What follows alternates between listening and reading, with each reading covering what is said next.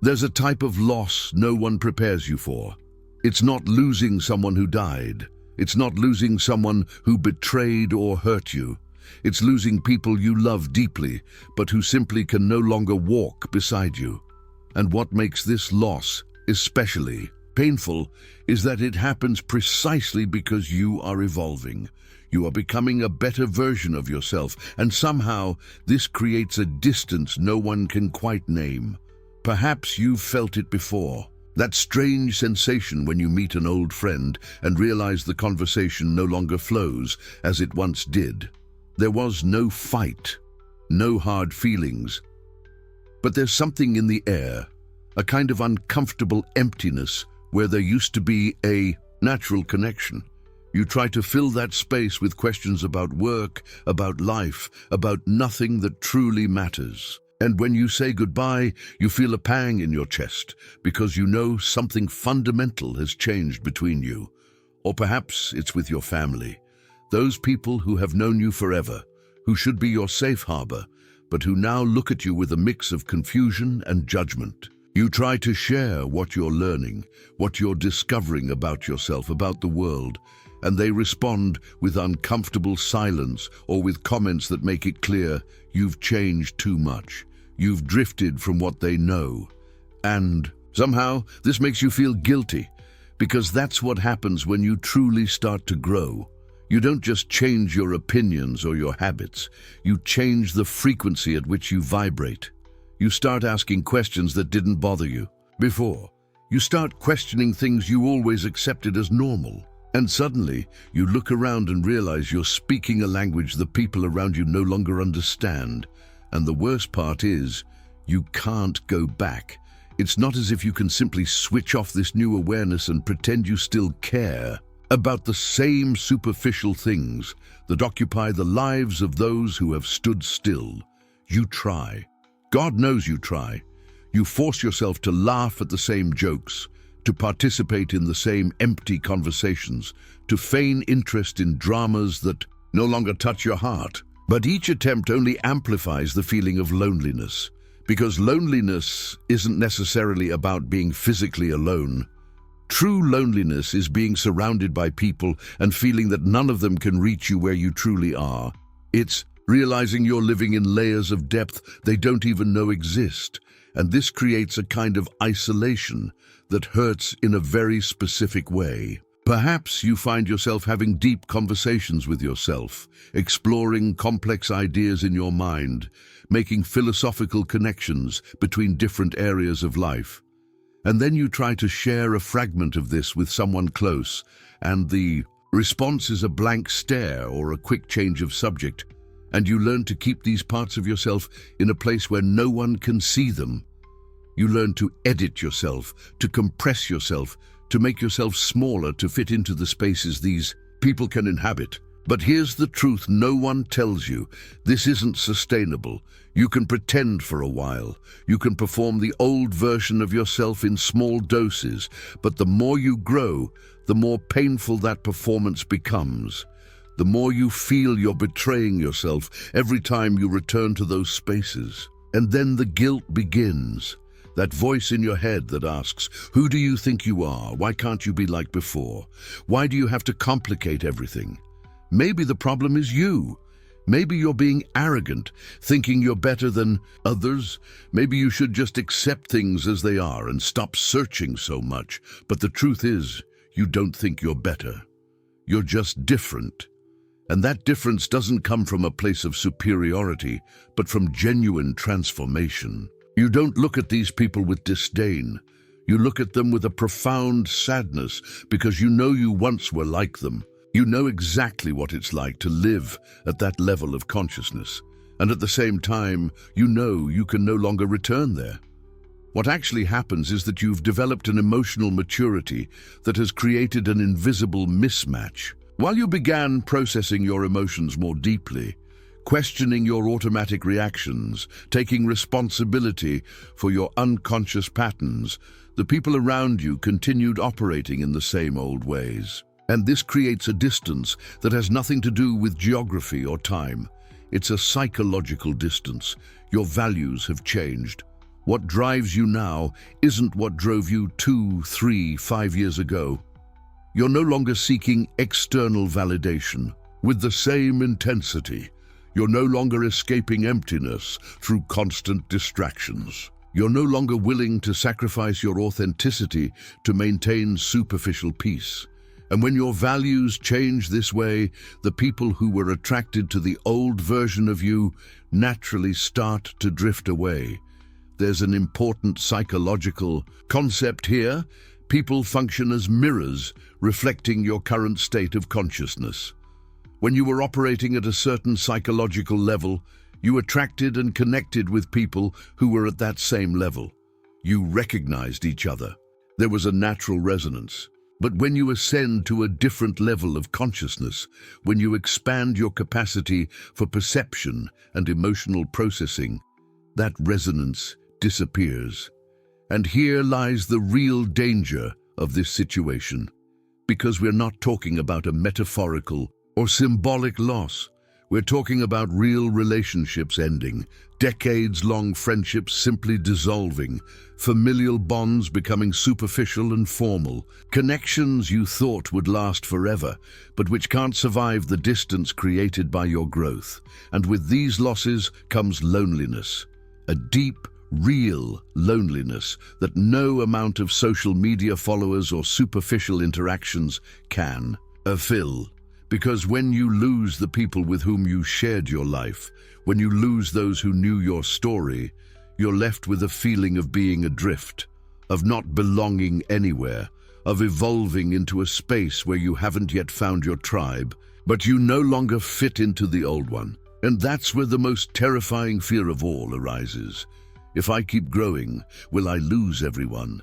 Is the price of authenticity to be completely alone? Is there a point where my personal growth will isolate me so much that I won't have anyone left by my side? This fear is real, and it is valid, because the truth is, yes, you can lose important people in this process. You might find yourself in situations where you have to choose between compressing who you are becoming or accepting the estrangement of those who cannot keep up with your journey. And there is no easy answer to this dilemma. But here's what most people don't understand about this loss. Here's the part that completely changes how you interpret what's happening. Because this isn't just a personal tragedy or an unfortunate side effect of growth. This is part of a deep psychological process that has a name, that has a structure, that has been studied and understood by some of the greatest thinkers in human psychology. Carl Jung dedicated decades of his life trying to explain exactly what is happening to you now. He observed this pattern repeat in countless lives, across different cultures, in various historical moments. And what he discovered completely changes how you can face this pain.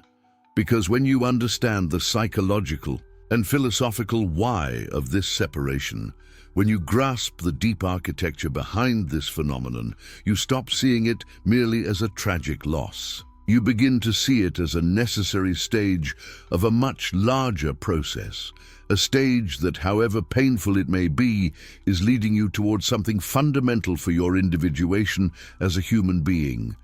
The answer lies in a psychological truth that Jung spent decades trying to explain. And it completely changes how you view this loss. Jung called this process individuation, the psychological separation from the collective. And here's what most people don't understand. When you truly start to grow, you're not just changing habits or learning new things. You are separating from the collective psyche of which you have always been a part, from the shared identity, from the silent agreement of this is how we are. Your family has a collective identity, your friends have a collective identity, and for years you molded yourself to fit that form. You suppressed parts of yourself, exaggerated others, all to maintain harmony, to belong. But individuation, the process of becoming who you truly are, requires you to separate from this. And here's the brutal truth. The people around you may feel this separation before you even understand what's happening. They feel you pulling away from the shared identity, and that frightens them, because if you can change, if you can grow beyond the script everyone agreed to follow, then what does that say about them? Jung discovered something fascinating studying this. The fear people feel when you change isn't about you, it's about themselves. It's the fear that they too should be changing, and they aren't. So they do what any system does when a part tries to separate. They try to pull you back.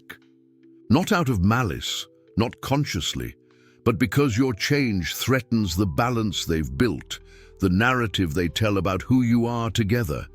And you feel it. You feel the resistance, the subtle jokes that minimize your growth, the uncomfortable silences when you talk about something that matters to you, the way they change the subject when you mention your new interests. It's not rejection of who you are, it's fear of losing who you used to be. But here's where it gets even deeper. Jung spoke about something called the shadow, the parts of yourself you suppressed to fit in, the truths you never spoke, the desires you never pursued, the aspects of your personality you hid because they weren't acceptable to the group. When you start to grow, these parts begin to emerge, and the people who knew you before, they don't recognize these parts, because these parts were never allowed to exist when you were together. So from their perspective, you are becoming someone they don't know, someone who makes them uncomfortable, someone who no longer fits into the story they tell about you. And from your perspective, you are finally becoming yourself. This is the conflict. It's not about growing away from people. It's about growing towards yourself and discovering that some people could only love you when you were small. Think of crabs in a bucket. If one crab tries to escape, the others instinctively pull it back down. Not out of malice, but because it's how the system naturally protects itself. And human systems work the same way.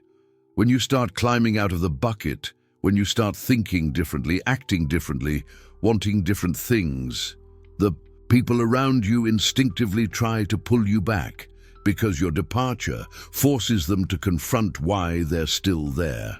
Friedrich Nietzsche understood this better than almost anyone.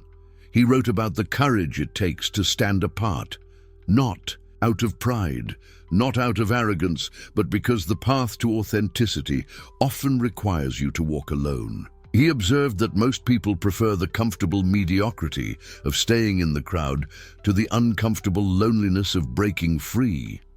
And here's what that means in practice. Outgrowing your peer group is psychologically painful because you're facing something they're unwilling to face. You're choosing the discomfort of growth over the comfort of conformity.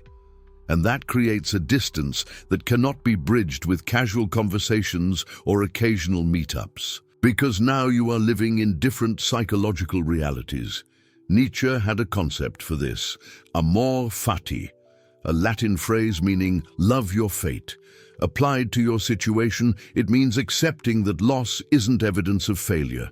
It's part of growth. It's part of the process of becoming who you truly are. You cannot grow and stay in the same place. You cannot evolve and keep all relationships intact. You cannot become yourself and still fit perfectly into your old life. Something has to give. And usually, it's the relationships that were built around a version of you that no longer exists. But here's where this becomes transformative. Nietzsche said that the greatest minds must learn to be alone before they can be truly understood. And what he meant by that is profound. Solitude is not punishment, it is preparation. Because when you stop trying to fit into spaces that have become too small, when you stop suppressing parts of yourself to maintain relationships that demand you stay small, something changes. You create space. Space for people who can meet you where you truly are. Space for relationships built around who you are becoming, not who you used to be. Space for connections that don't demand you diminish yourself. And these relationships, when they appear, are completely different because they are not based on shared history. They are not based on convenience. They are not based on who you were. when you were 18 or 25 or any old version of yourself. They are based on resonance, on mutual recognition, on two people who have done the difficult work of becoming themselves and who can see each other clearly. And these relationships don't ask you to diminish yourself. They ask you to expand. So yes, you will lose people. You will feel lonely. There will be moments when you question if the growth was worth it. But this loneliness is not the end. It's the transition. It's the space between who you were and who you are becoming. It's the uncomfortable territory you have to cross to find the people who can truly see you. Because here's the truth that transforms this entire experience. Loss is not the end. It's the filter. Loss acts as a psychological filter. It removes those who cannot grow with you. And that's not cruelty. It's clarity. Remember what we explored before? Jung's individuation, Nietzsche's authenticity. Those weren't abstract concepts. They were descriptions of what you are living now. Philosophy was mapping this exact moment, when your growth finally completes the process of becoming who you truly are. And here's what that reveals. The people you are losing. They could never go with you to where you are going, not because you are better, but because you need something different now. And that something different is incompatible with who they are or what they need. This is not judgment. It is recognition. And the most liberating part, that incompatibility was always there. You just couldn't see it when you were still stuck on the same psychological frequency as them. Growth didn't create the distance. It revealed the distance that always existed, but which you weren't allowed to acknowledge. You didn't betray them by changing. You finally became honest enough to stop pretending. And now comes the shift that transforms everything. Quantity becomes quality. You'll have fewer connections, significantly fewer. And at first it will hurt a deep, real grief, because that's exactly what it is. You're losing the comfort of easy belonging, of being automatically understood, of having people around who just get it without explanation. But here's what you gain instead: the few people who remain. They become irreplaceable, because they aren't just tolerating your growth, they are growing too. And when you find someone who can evolve alongside you, without pulling you back, without making you feel guilty, without turning your change into a threat, that's not just connection, that's rarity. It's the kind of connection you didn't even realize existed, one that wasn't possible when you were surrounded by people who needed you to stay small so they could feel safe. But before we get there, you need permission for something essential: to grieve, because the pain you are feeling now, it is real, and it deserves to be honored. You're not being dramatic. You're not overreacting. You are genuinely losing people who mattered to you. And even if that loss is necessary, even if it's part of your growth, it is still loss. And loss hurts. So give yourself permission to grieve, permission to miss them, permission to question if it was worth it, permission to have days where you almost go back, almost call those people, almost pretend nothing changed, just to feel connected again. That's not weakness, it's humanity. But while you feel that pain, also hold this truth: you didn't betray anyone by growing. You finally stopped betraying yourself. Because every time you made yourself smaller to fit into shallow conversations, betrayal. Every time you feigned interest in things that no longer resonated, betrayal. Every time you silenced your deepest insights because no one around you was ready to hear them, betrayal against who you were becoming. And now, you've stopped. Not because you're cruel, but because you've finally become kind to yourself. And what about those old relationships that are changing? Here's how to navigate that with grace. Honor what was. Acknowledge that those connections were real, that they mattered, that they helped you get here. Don't erase the history just because the present is different, but accept what is. Accept that people might have been perfect for who you were and still be incompatible with who you are becoming. And that doesn't make anyone wrong. It just makes you different. You can love someone deeply and still recognize that you can no longer grow alongside that person. These two feelings don't cancel each other out, they coexist. And part of psychological maturity is being able to hold that contradiction without needing to resolve it. And now we come to the paradox that completes everything. Here's the truth no one told you. You need to lose them to become worthy of authentic connection. Let me explain. While you were still surrounded by people who couldn't come with you, you didn't have the psychological space to recognize what you truly needed. You were too busy trying to make old relationships work, too busy translating who you were into a language they understood, too busy managing the guilt of changing. But when you finally let go, when you accept that some people stay behind, that's when something strange happens. You stop seeking external validation. You stop needing everyone to understand you. You stop distorting who you are to fit into small spaces. And this solitude, this absence of constant approval, it creates something powerful, silent psychological strength. You learn to trust yourself without witnesses. You learn that your perceptions are valid even when no one else recognizes them. You learn that growing sometimes means walking alone first, so you can walk with the right ones later. And it is precisely this strength, this psychological autonomy, that attracts the right people. Here's what Carl Jung discovered through years of study. When you elevate your consciousness, you naturally begin encountering people at that same level. Not because you're searching, but because you're finally broadcasting a different frequency. You no longer need crowds, you need resonance. And resonance doesn't appear where there is noise. It appears in the silence you created by letting go of those who couldn't grow with you. So if you're feeling lonely now, if you're wondering if anyone will be able to understand you in this new place where you are, let me tell you something. Your discomfort is not evidence that you made a mistake. It is evidence that you have grown, and the people who can find you here at this deeper level of consciousness, they will make all the previous losses make sense, because you will finally experience what it's like to be seen completely. Not an edited version of you, you.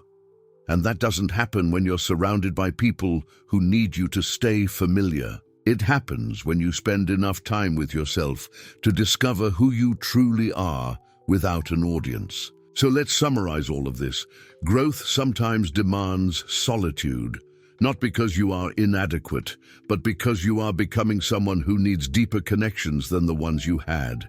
And yes, the danger is real. You will lose people you love. You will feel misunderstood. You will question if it was worth it. But the transformation, it is also real. After all, Carl Jung walked this path in solitude first before his revolutionary insights transformed our understanding of the human psyche. Friedrich Nietzsche walked this path alone first before his words challenged generations to live with radical authenticity. And you are walking this path now, not because you chose solitude, but because you chose growth, and sometimes they come together, at least for a while. So if you are experiencing this exactly now, let me give you the final permission you need to hear. You are not wrong. You are not broken. You are growing. The people who truly matter, they'll grow alongside you. Or new ones will appear, people operating at the same psychological depth you've reached.